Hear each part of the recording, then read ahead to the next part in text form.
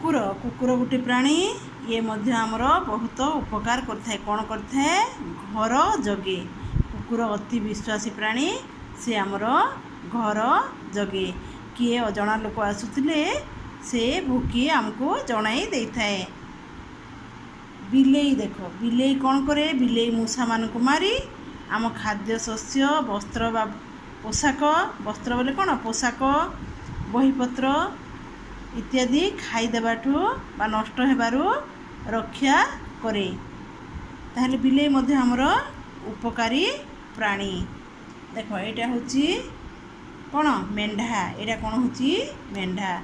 एई मेंढार लोम होता है बहुत प्रचुर लोम होता है। ए लोम को काटी कौन करा जाय थाए शीत पोशाक बा पशम पोशाक तैयारी करा जाय थाए।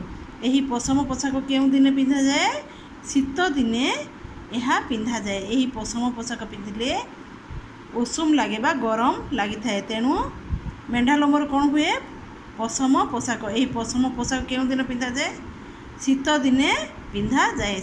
पिंधिले आमको गरम लगे। देख यहाँ हूँ महुमाछी। महुमाछी मध्य आमर बहुत उपकार करथाए। से कौन करथाए सब फूल मानक पाखु जाई महू संग्रह करी गोटे घर करी सेठी रखी थाए। किछि मात्रा रे खाई थाए बाकी महू संग्रह करी रखी थाए। ताको आमे जाई आनी एठी महू संग्रह करी बिक्री करती बा ताको औषध बा दरकारी खाद्य रे व्यवहार करा जाय थाए। देखो एटा होची महू। एही महू केउठु आसिला ना महुमाछी फूलरू संग्रह करी आनी थाए।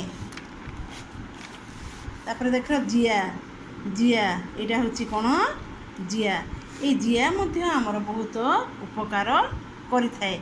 से कौन करे जिया कौन करे माटी को खोले भीतर माटी भीतर को जाई माटी को खोली दिए। खोलिबा फल कौन हुए माटीटा हालुका हो जाए। आ माटी हालुका हेले फसल भल हुए। माटी टाण हेले कौन हुए फसल गछ ऊपर को जाई पारे नहीं। किंतु माटी हालुका जेते हेबो सेते फसल भल होता है। ताहले जिया कौन करे फसल को माने माटी को हालुका करदेले फसल भल होता है। तेणु चाष भल होता है फसल भल होता है।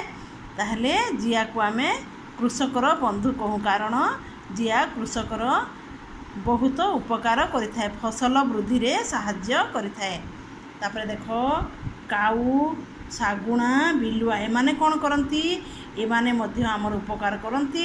कौन करती बाटरे पचा सढ़ा जिनिस पड़ीथिले ताकू खाई सफा कर दियंती।